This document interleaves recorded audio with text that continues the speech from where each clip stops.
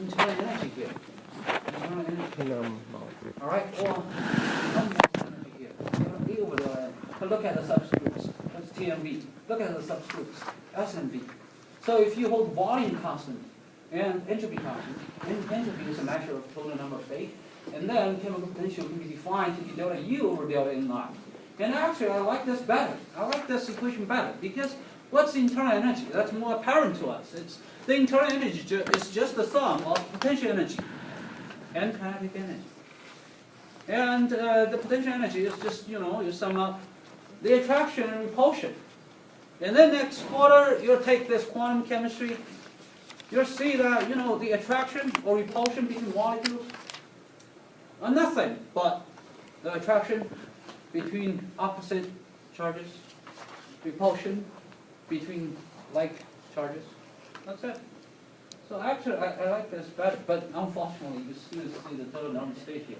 And then you may wonder, how can we keep the entropy constant? How can we keep entropy constant? I want you to design an experiment, And I want to say, well, you have to make, whatever experiments you want to do, chemical or physical. But for example, on Monday, exam, a question. Give me a process in which the entropy doesn't change. Throughout the whole process, not just the initial final state. But the entropy is a constant throughout the whole process. What kind of process would you give me? 2 words, 2 keywords. What's that? Cyclic process? No, cyclic, that means just the initial equals the final, right? But then, I was saying throughout the whole process, the entropy is a constant. Isothermal. Isothermal? No. No, isothermal means temperature is constant, right? Delta. But of course you can say isentropical, but no, that. But it's 2 words, you have 1, so. That's cheating. Yeah, isentropical, that's cheating. I don't know. Entropy, isentropic, that means constant entropy. That's cheating. I want you to give me more detail than that. Yes. Irreversible non-spontaneous? No, but one of the word is pretty close. You want to say reversible, and then another keyword is? Yes. What? Say that again? Adiabatic. Because ds equals dq reversible over t. If dq reversible is 0, then ds is 0, and then it's asymptotic. So you want to make sure this dq reversible is 0. That means, well, first it has to be a reversible process. And then this dq is 0, so that means in the reversible adiabatic process, the entropy never changes. Well, that's chapter 2 stuff, and see all chapters of next. All right, so it's possible to hold entropy constant, but it's a little bit difficult to hold both entropy and volume constant. It's a little bit difficult to do that. All right. So that's that, and then we have a 5th actual expression for chemical potential. We look at G, we look at H, and A, and U, and also we start from this equation, and when the internal energy is a constant and volume is constant, we can get rid of this term, and we can get rid of that term, and then you can see there's entropy here. Entropy is allowed to change, and it's related to the number of moles change. And then let's look at just one species. So let's say species I. If we want to look at just one species I, make sure you hold the number of moles of other species constant. So D and J is 0. All right. And then I'll just skip all this derivation. You can see chemical potential can also be expressed as how entropy change with the number of moles. Interesting. Multiplied by -T. Interesting. All right, I can easily write out 5 different expressions for temperature for you as well. Similarly, but I don't want to do that. At the beginning of the class, I told you the entropy is a measure of average kinetic energy. It's neither complete nor rigorous statement, but for now, we use that. It's very convenient for us to use. It's like in this class, in this book, we only say chemical potential is delta G over delta Ni, and that's good enough for this class. Okay, that's good enough for this class.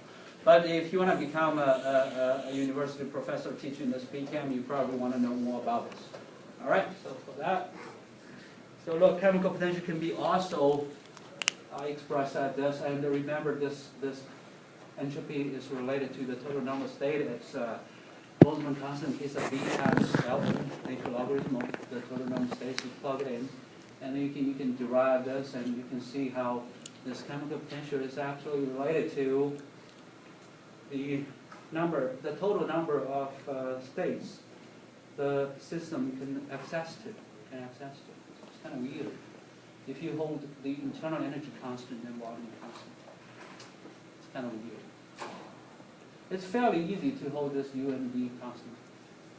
Why? Because if you have ideal gas anyway, the repulsion is zero, attraction is zero, so internal energy doesn't change at all, and then you just encapsulate this ideal gas in a constant volume container, and that's it. You have such a system.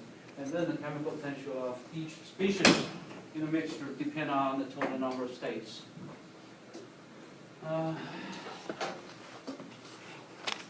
me see, what else do I have from this? Oh, I have 1.5 more pages.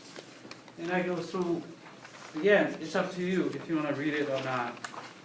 And go through all this derivation, and then in the end I was getting this. Gibbs energy equals the sum of n mu I. So Gibbs energy equals the sum of n mu I.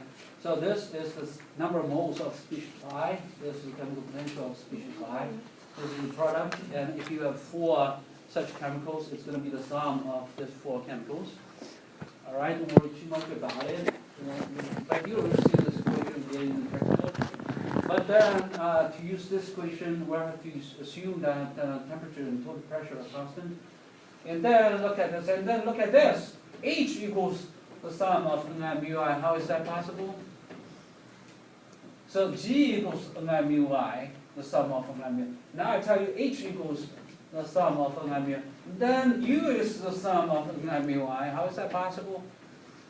Under different conditions. Here, temperature and pressure constant. Okay, over here, entropy and pressure constant. And U can be expressed as this. All right, if the volume and entropy is constant, and in the end, I can show you A equals the sum of n mu I when temperature and volume are constant. All right, this 3.5 pages may confuse you more. After you read it, you probably will get lower grade on exam 3. It's possible. I mean, sometimes you get confused by more knowledge, but it will help you in the long run. In the long run, if you are determined to go deeper in PChem. Okay.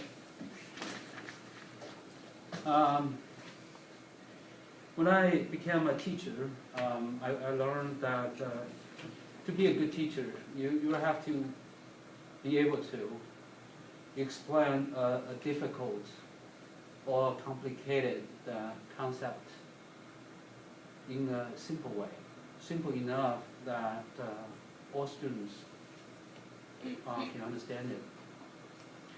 And I believe that. I mean, I think it's a very useful skill. But in the end, in this world, there are difficult and complicated concepts that cannot be taught in a simple way. And if I do that, that will give you an illusion that this is simple. This is simple. You just need, elementary school knowledge or high school knowledge, and you can tackle all this or that problem. It's impossible. It's just impossible. It's just impossible. So sometimes you go from, I still go from, complicated. Try to decompose a complicated and difficult problem into simple problems, step by step, small problem. But in the end, you still need to have an overview of this whole problem and understand that,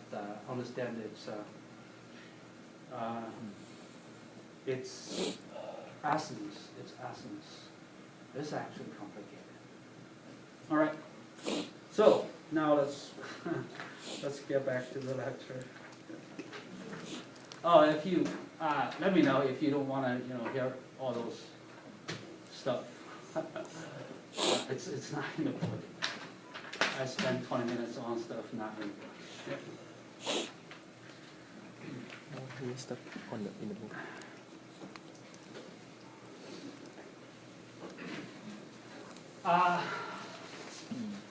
Oh yeah, and also this morning I was watching two videos as well. When I type it up, I turn this YouTube video on, type out and listening to the lectures given by this one is MIT open, what's that called? Open courses or open access? What? Anyone use that? MIT open courses? Yeah, you used that before? Yeah, one is that, and that's really good. I was watching this thermodynamics and kinetics lecture, I think. And also another guy, which is quite famous. I don't know how to pronounce this. This guy. Academy? That guy. Academy? I don't know. So this So he is the one that have like 2 PhD and 4 master, I think. you need to make a sound in your throat. Cons, something like that. But anyway, I think they're giving and also MIT. Nickname. I don't know if it's open access or just open courses, whatever. Just Google this. And they teach thermodynamics as well. Especially this one. This one I'll put a question mark here. I think they teach this guy teaches general chemistry and some other courses, statistics, mathematics, and maybe biology. And this guy also hired physical chemistry professor to teach thermodynamics, not himself. So yeah, if you watch this, there was a mistake in the lecture. There was a mistake. They put H equals G minus TS, which is wrong. So H equals G plus TS. But no students pointed out. I guess because it's being recorded, so no one wants to interrupt. But anyway, I think he gave a really good explanation on chemical potential based on this Gibbs energy thing. But he didn't mention all other stuff, A and H and U, just G. But still keep this in mind. This chemical potential requires actual time, a lot of time to fully understand it. All right. So yesterday I asked you to derive this, and I'm not sure if you did it. If you didn't, I put my derivation here, so you have the initial state before mixing, the final state after mixing, and you should be able to, get this. All right. Should be able to get this. This is when pressure is constant, how this Gibbs energy depends on temperature. That's actual entropy. How Gibbs energy depends on temperature. It's actual entropy. All right. So you get this. And then you take the difference between these two, so delta S mixing is SF minus SI, and then it's just this guy minus that guy, and both has a negative sign here, so I have negative sign here. And then calculus, it's just delta GF minus delta GI at a constant pressure. So right here, and this whole thing is actually exactly the same thing as this, because GF minus GI is the change of Gibbs energy in this mixing process. All right, so it's a simple derivation. That's why I asked you to do that yourself. And a numeric example yesterday, and I asked you to derive, calculate this all by yourself. All right, I didn't calculate it because I don't know. I just wrote out the expression. I have the temperature of the total number of moles, 1 plus 2 plus 3 plus 4, that's 10. So it's RT, and then the sum of, you can see this is, just XI, L and XI mole fraction of the first species times natural logarithm of the